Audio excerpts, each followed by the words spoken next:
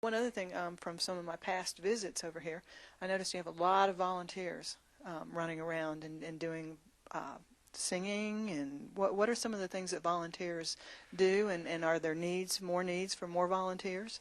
We have a very active volunteer program. We have someone who's devoted exclusively to coordinating our volunteer program, as a matter of fact. And people come often, say, I'd like to find some place of service. I have a certain skill set, and this is kind of what I can do. Do you have a need for me? Well, in a city like this, supporting 95 buildings and this huge campus and all this programming that's going on, there's plenty of opportunity for people to serve.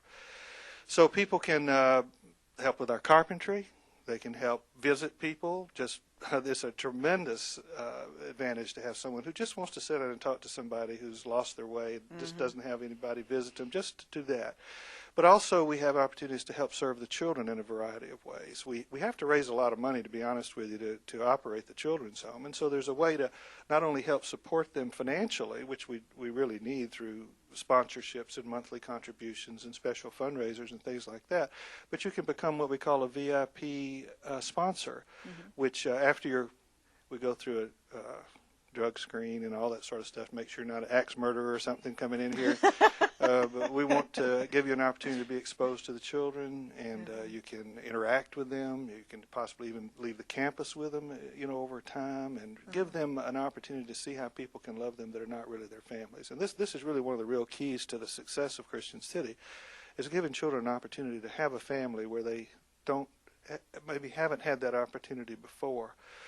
Most of the children that come here to Christian City, and I'm getting off base of what you're asking, but it's really important, about half of them come on referral from the Department of Family and Children's Services. They got problems.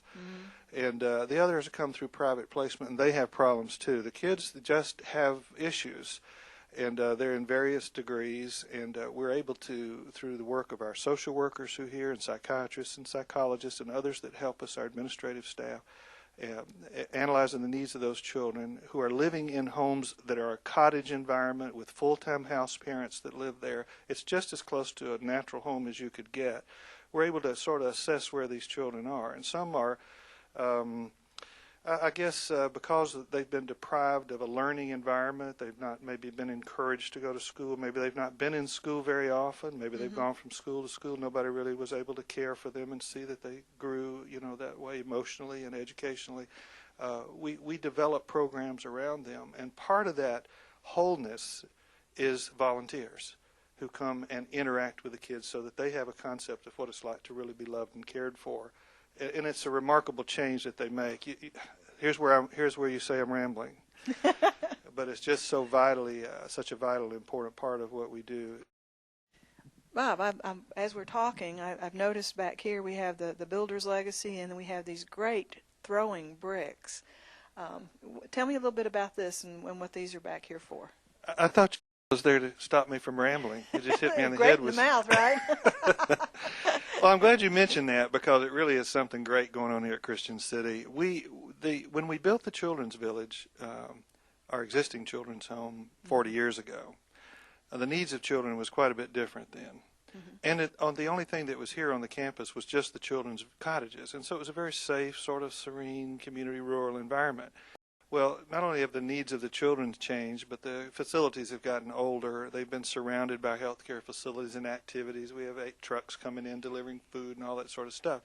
And it's taken a lot of the quality of life away from the children in terms of having the place that's theirs, playgrounds that are safe and secure, not so exposed to the public in this day and time. You know how things have changed. Definitely. I hate to even acknowledge it, but it's the truth. So through the generosity of a lot of people, we have acquired 30 acres of land contiguous to our existing campus. We are in the process of building an entirely new children's village there, which will have up to 10 new cottages and an administration building, recreational facilities, and that sort of thing.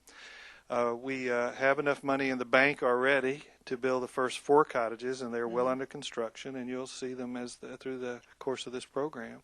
One of them has already dried in, and I hope we have an opportunity to look at that today. And that's a very exciting thing, because we're going to be able to give a whole new future to the children and be able to handle them in a different way with facilities that are designed specifically for the needs of children today and in the future. That includes an additional way of handling children who are transitioning out of a children's facility and becoming young adults and is transitioning into the community. So we have transitional housing and that sort of thing, other kinds of support for them. But here's a really exciting thing that we're doing, is that we think in the community there is a tremendous need for ministry to developmentally disabled adults. And so since we've got cottages that are located now, our former cottages, when they're vacated, they remain located near our health care facility. And so we want to renovate those cottages and put a new program in completely for what we will lovingly call adult children. And this is primarily oriented around people who are not so challenged that they have to be institutionalized. They can still function at a certain level, but they can't live by themselves without supervision and safety and oversight. And they very often will live with their families until they're in their 50s, 60s years old, or even older. But in doing so, their parents are in their 80s, 90s, and no longer available. So what are we going to do about that? So we're going to retrofit those cottages and open a completely new ministry to this group of people who are just desperately in need of it, and then give them lives of safety, dignity, respect, and things to do that gives them value and worth according to their abilities. And we've got 430 jobs here that people can do. We already reach out into the community and hire people who are capable of working here who have developmental disabilities. And so we can just expand that program, and we're very, very excited about that. So we're going to kind of get a 2-for-1. We build this new village, and we're paying for it with a program we call Bricks for Kids, and that's an opportunity for the public to help us do these things by donating money and get a brick, just sort of a way to get involved. But also they can a little brick like this? It's a regular size brick, and even gets bigger than that. It depends on how much money you want to pay for the brick, but we would have an opportunity to put a message on there, or maybe even do it in honor of someone, living or passed away. Perfect opportunity is Mother's Day coming up to do something in memory of their mother. Oh, that's a good suggestion. And also to maybe even take one of the kids here and say, I want to buy a brick for you. I want to pay $100, help you have a new home, and we'll just put your name right there, and it'll forever be a part of our walk of life out here. So when is the Children's Village slated to be completed or open, have children moving in? All right. Well, we hope by I'd say mid to late fall. It all depends on the weather. Since we're not getting any rain, we're making a lot of progress right now. So we should have the first 4 done, I guess, in mid-fall. By then, I hope that we will have enough money to begin the next series of cottages. So that would be phase 1, is the first 4 cottages, and hopefully the administration building. So we're going to be building on this for a foreseeable future. It takes an awful lot of money. It's about a $6 million project, and we've come a long, long way. We're on the road. We're very excited about providing this for the kids. And then once that's finished, the other portion where you're talking about working with the adult children, now, do you have a time frame on that? As soon as the cottages are vacated, so that we take the children where they are now and put them in the new cottage in